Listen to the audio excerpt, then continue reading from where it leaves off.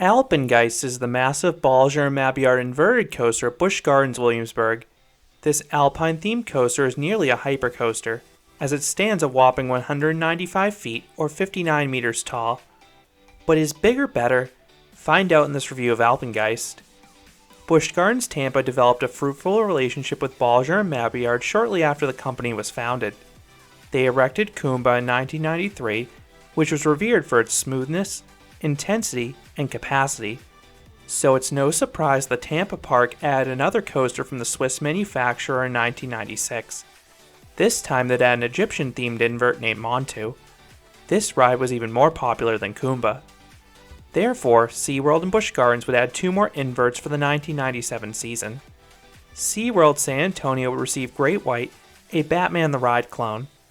Busch Gardens Williamsburg would receive Alpengeist, which would open as the world's tallest and fastest inverted coaster.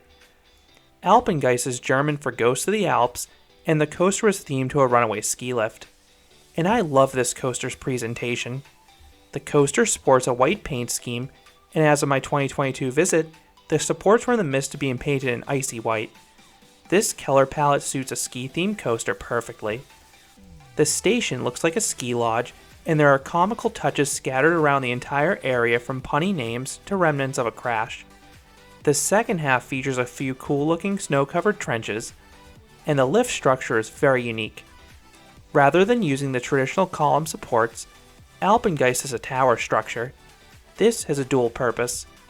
Not only does it look more reminiscent of a chairlift, but it was done also to prevent beams from disrupting the rest of the park's German section. Beyond the theming, this coaster just looks flat out imposing. The gargantuan lift hill goes without saying, but that Immelmann and Cobra Roll both look ginormous from the midways. Alpengeist is usually a station wait most days. This ride has great capacity. I've always seen this coaster running 2 trains, each seating 32 riders across 8 rows, and the crew keeps those 2 trains moving at a steady rate. The coaster did operate with 3 trains earlier in its lifetime, but it sounds like stacking was quite common, negating the benefits of the 3rd train. If the coaster does have a line, you have 2 options. First, you can purchase Quick Queue Skip the Line. Second, and more economically, you can utilize the single rider line adjacent to the main entrance.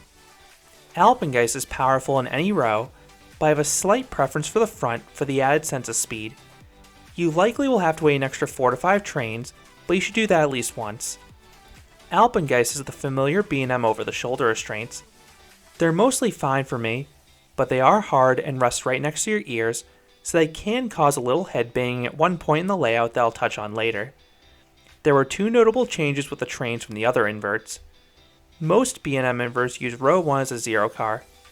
Alpengeist features a heavy zero car weighing almost 1 ton in the front of row 1. This was added to increase the train's weight to help it complete the course. To help reduce noise, the coaster would run with polyurethane wheels as opposed to nylon wheels. B&M added the zero car as a contingency if the new wheels bled off too much speed to help the train maintain its speed throughout the course. Once dispatched, you immediately ascend the nearly 200-foot tall lift hill. At the top, you get a great view of the surrounding area, and then you head down my favorite drop on any B&M invert in America. This is a 170-foot or 52-meter tall plunge that twists 270 degrees in the descent. Those in back get good whip at the start of the drop. As the drop flares outwards, the speed rapidly increases. Then the final third offers strong positive Gs that continue into the pullout and start of the first inversion. That first inversion is a giant 120-foot or 37-meter tall Immelmann. The sustained Gs from the end of the drop and start of this element often cause me to start graying out. It's one of the most forceful Immelmanns out there. The flip itself isn't too strong, but it can give a little bit of float in the back. The subsequent valley delivers another dose of strong positives, and those forces are maintained through the giant vertical loop. It is impressive how forceful this loop is given its size. Alpengeist then roars through its best inversion, a wild Cobra Roll. I usually find Cobra Rolls overrated, but Alpengeist is incredible. Both inversions have violent snaps. The train is abruptly inverted at the apex. Then the ascent and descent also pile on the leg-numbing positive Gs. You then have a long gradual twist into the mid-course. which is actually welcome after the assault of positive Gs. It gives your legs a breather. Alpengeist's first half is one of the best of any invert. Between the size, speed, and force, Alpengeist is a powerhouse, and Alpengeist still manages to be smooth. However, there is one rough spot in the ride, and that is when you enter the mid-course. This is a sudden and jarring transition that snaps the train upright, so I strongly recommend leaning forwards at this point, unless you want your head smacked. The mid-course slows the train to a crawl. In Alpengeist's opening year, the ride rolled right on through into the second half, maintaining the ferocity of that first half. I wish I could have experienced Alpengeist in that form. The drop off the mid-course dives into a quick tunnel. It looks pretty unassuming, but it actually gives a pinch of weightlessness if you're in the back. You then glide through a 0G roll. It's pretty slow, but it's still good and able to give decent whip. It just doesn't match the older B&M inverts in terms of power, and those ones are usually in the first half. It is weird to see a 0G roll in the second half of an invert, but I imagine it would have been just as intense as the others had the mid-course not trimmed. Immediately afterwards, you have a solid corkscrew that whisks you sideways. At this point, Alpengeist is crawling. The ride does compensate with the visual of the snow-covered trenches at least.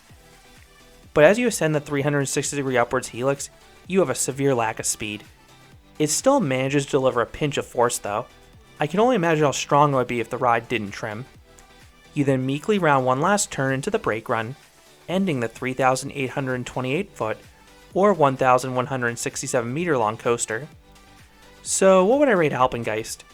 I would give the largest B&M invert an 8.5 out of 10. Alpengeist's first half is incredible. That colossal drop, blistering speed, and forceful first four inversions are one of the best sequences on any looping coaster. The second half does let its foot off the gas though, based on how the mid-course trims. I still enjoy those final two inversions, but Alpengeist finishes with a whimper rather than a roar. The ride is mostly smooth -1 transition, and the theming around the area does enhance the experience ever so slightly. This coaster peaked as the number 2 steel coaster in Amusement Today's Golden Ticket Awards, and it still routinely places in their top 25. While I don't quite think Alpengeist is that good anymore, it is my second favorite coaster at Busch Gardens Williamsburg, and it's one of the better inverts out there. I just love that first half so much. So those are my thoughts on Alpengeist at Busch Gardens Williamsburg. What are your thoughts on B&M's tallest invert? Do you think it's one of their best? Or do you think it's overrated? Let me know your thoughts down in the comments. If you enjoyed this review, I'd appreciate it if you gave this video a like, and you considered subscribing, because there'll be a lot more roller coaster and amusement park videos here at Canobie Coaster. Thanks for watching.